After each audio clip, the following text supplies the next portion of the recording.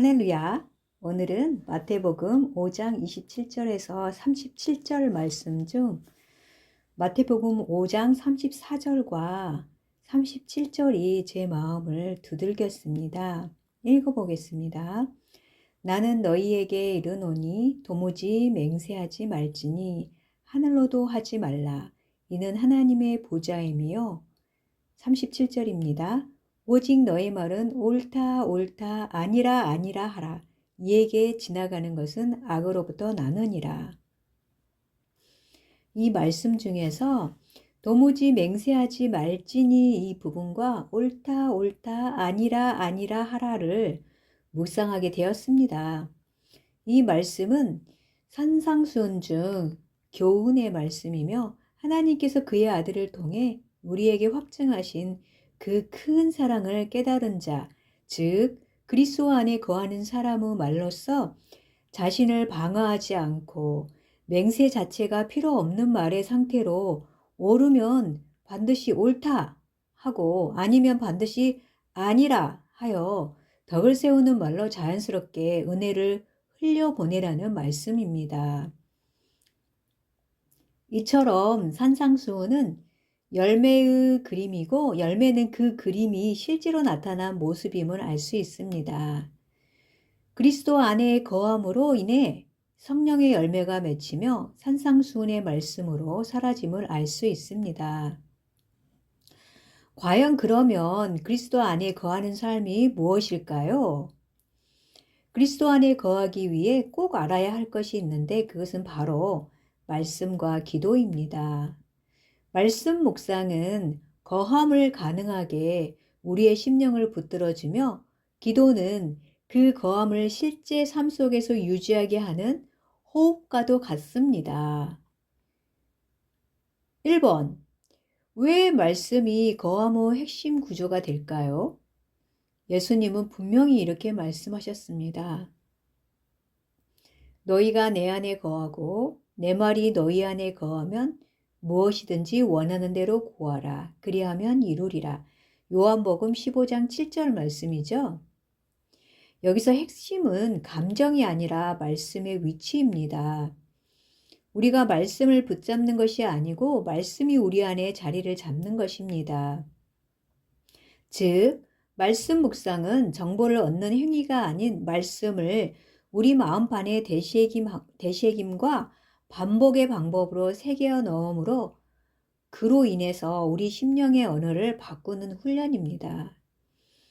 사람들은 늘 무엇인가를 묵상하고 있습니다.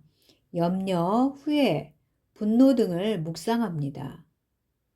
말씀 묵상은 새로운 것을 더하는 것이 아니라 기존의 내적 독백을 말씀으로 바꾸는 영적 작업입니다. 이 작업은 육신, 즉 죄의 삶을 거부하고 영의 일인 생명을 생각하게 만드는 아주 위대한 일의 시작인 것입니다. 말씀 읽어보겠습니다. 육신을 따르는 자는 육신의 일을, 영을 따르는 자는 영의 일을 생각하나니 육신의 생각은 사망이요 영의 생각은 생명과 평안이니라. 로마서 8장 5절에서 6절 말씀입니다. 여호수아에게 영의 생각으로 말씀을 집중할 수 있도록 하나님께서는 또한 이 말씀을 주시면서 얘기하셨습니다. 이 율법책을 내 입에서 떠나지 말게 하며 주야로 그것을 묵상하여 그 안에 기록된 대로 다 지켜 행하라. 그리하면 내 길이 평탄하게 될 것이며 내가 형통하리로다. 여호수아 1장 8절입니다. 이 말씀은 전쟁 전략이나 리더십 기법이 아닌 말씀 묵상을 통해 거함을 유지하라는 명령입니다. 말씀 묵상은 세상에서 주는 분산을 거부하고 말씀으로 그리스도 안으로의 거함, 즉 말씀 집중을 의미합니다. 하나님께서 함께 하심을 말씀으로 믿고 의지하며 나아갔을 때 하나님께서는 기브온 위에 태양이 머무르게 하시고 아얄론 골짜기의 달을 이스라엘 목전에 멈추게 하심으로 말미암아 기브온적인 아모리 사람으로부터 기브온을 보호해 주셨습니다. 그 열매는 주님 안에 거함을 통해 일구어낸 열매인 것입니다.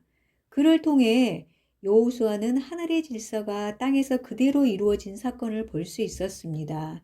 전쟁의 시작에서부터 가지고 있던 말할 수 없는 긴장감이 큰 위로로 그에게 다가왔을 것이며 만물을 다스리시는 하나님의 전능하심을 직접 눈으로 볼 수 있는 자가 되었습니다.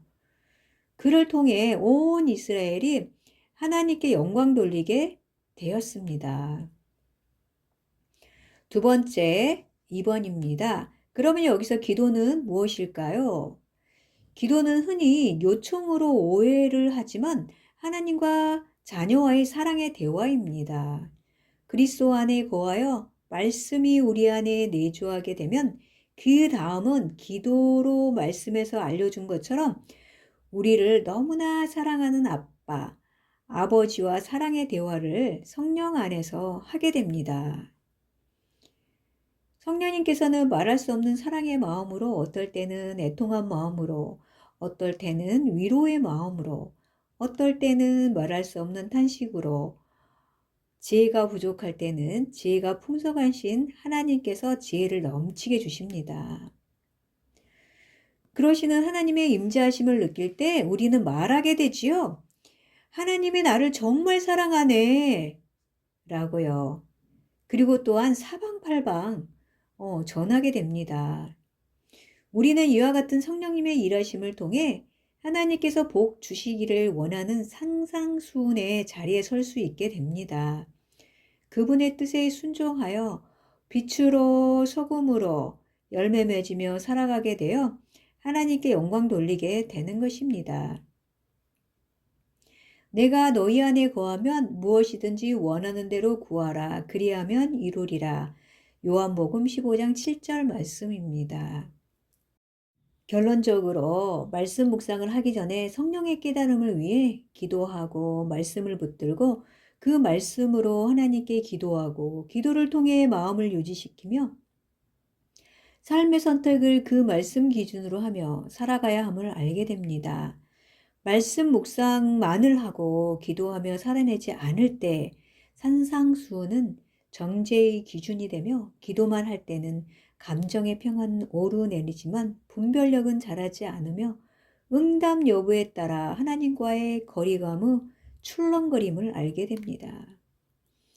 그러하기 때문에 우리는 말씀이 살아있고 하나님과의 사랑의 대화인 기도를 할 수 있는 공적 예배를 정기적으로 찾아 말씀 안에 머무르며 함께 기도함과 감사함으로 찬양함으로 하나님의 일하심을 살아계심을 능히 모든 성도와 함께 알아 하나님의 충만함을 받고 빛의 삶으로 등경 위와 산 위에 자리 잡은 공동체의 삶으로 열매 맺으며 하나님 나라가 임하는 천국 백성으로서 천국의 삶을 영위해야 함을 알게 됩니다.